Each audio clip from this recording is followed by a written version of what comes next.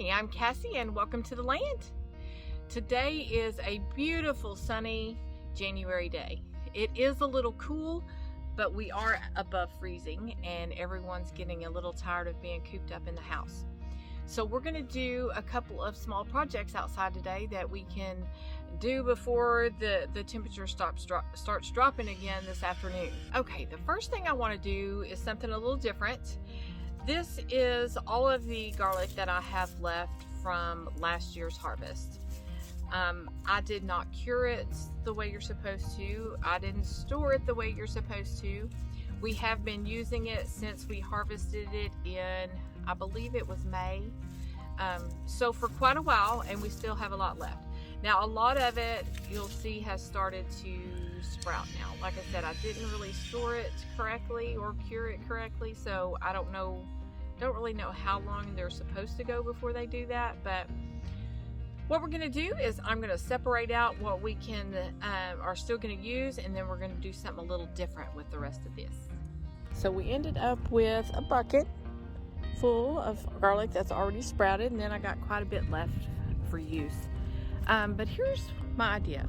We have got this strip of trees, here's at the tree line, that goes from the road down quite a ways and then turns around to the rest of the property. This is right on our property line. So I've been seeing some videos pop up when I'm watching YouTube and looking at things about a food forest. So of course it piqued my interest. And so I thought, well, that would be really cool to do, because it's just a strip that we don't use for anything really.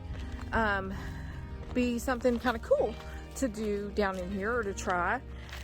I don't really have time to start another big project, but my idea is just to, whenever I find something or think of something like this garlic that might be good to put in here, just to stick it in here and see what happens.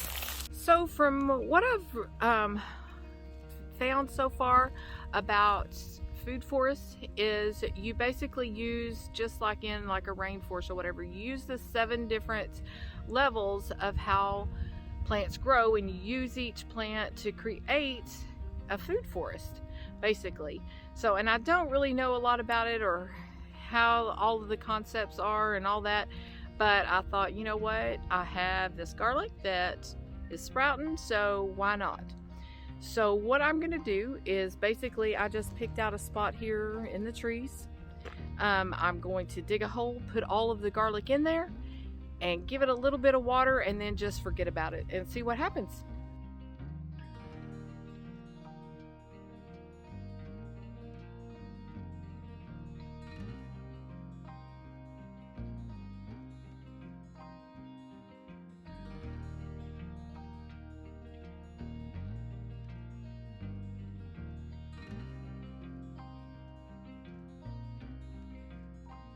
So I got about 25, 26 bulbs planted in here, so we're just going to give them each a little bit of water.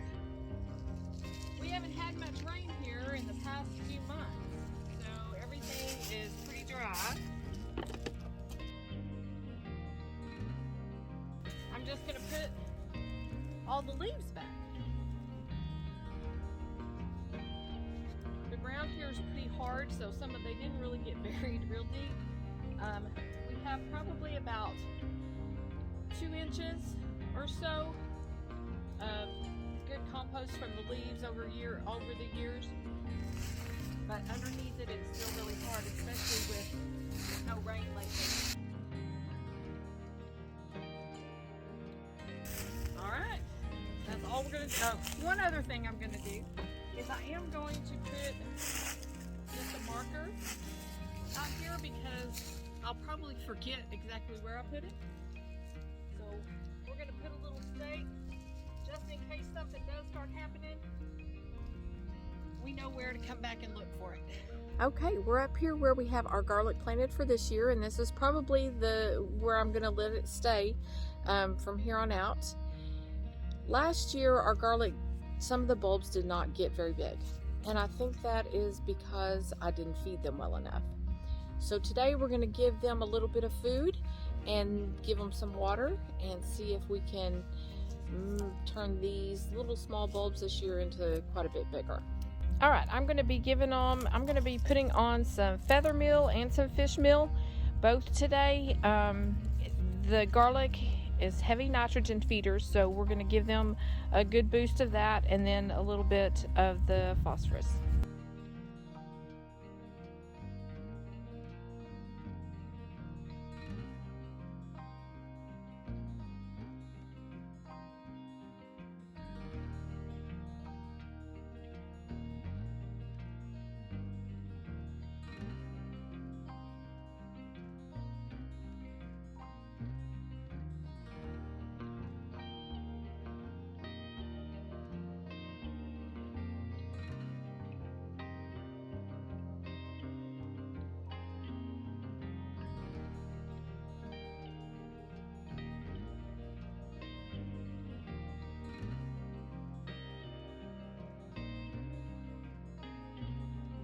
So I put quite a bit of water on these.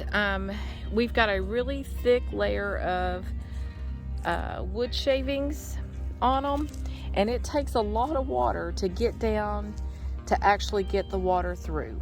Especially when these wood shavings get dry, they got to soak up all the water first, and then they let some down in there.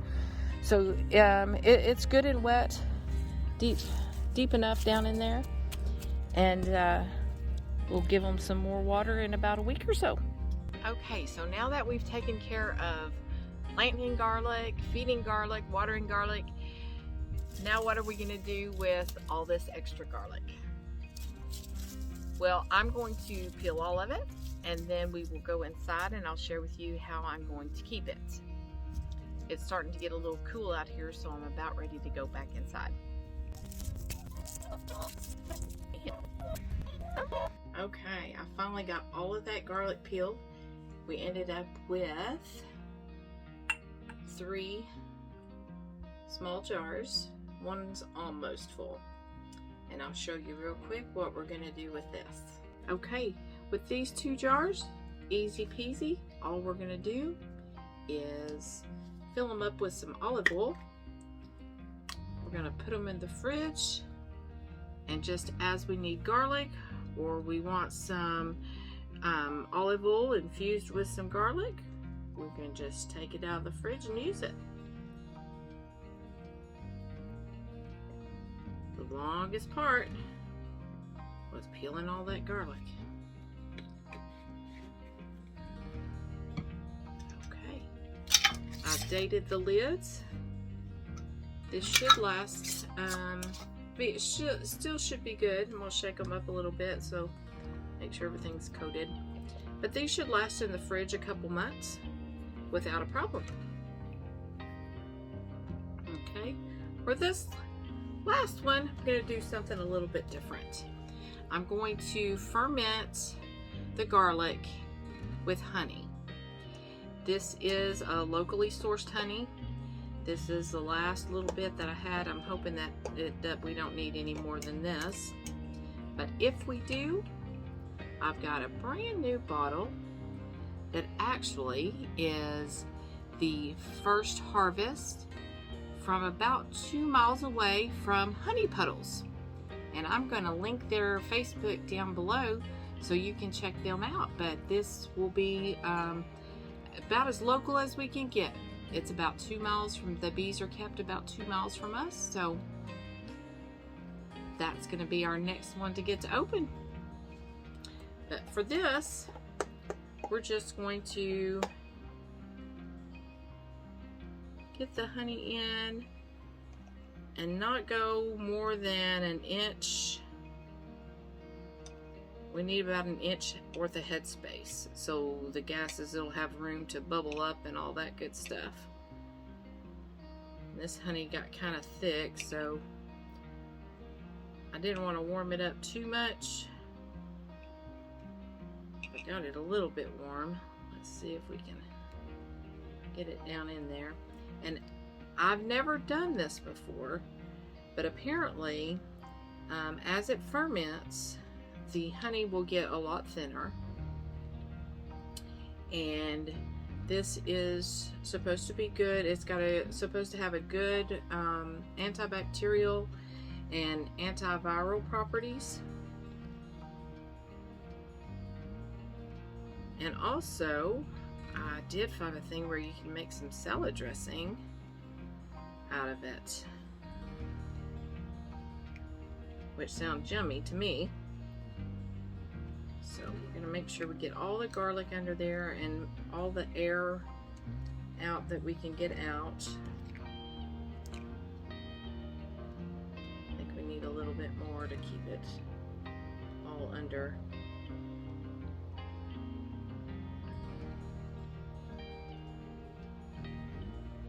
The thing about fermenting it, you have to keep everything below the liquid, at least in regular ferment, so I'm going to assume that would be the same case with fermenting in honey. But I think as long as it's all coated good, I think those few floating up should be fine. But what we're going to do is we'll put the lid on and we will set it in the pantry where it's in a cool, dark place, and then we'll check on it. We'll let it sit for a week or two. We might taste it after about a week and see if that's where we want it to be. And I'll take y'all along and kind of let you know how it goes. But that's all there is to that. And we're going to set that in the pantry and let it ferment for a couple weeks. Oh, we're going to leave the lid not on tight. I tightened it all the way down. We got to let the gases be able to escape as it ferments. So we're going to leave that loose. Well, I hope you enjoyed the video and enjoyed our day doing garlic. If you did, please like, share, and subscribe. That'll help us out here on the homestead. And as always, if you have an idea, just do it. She has to see what we're doing.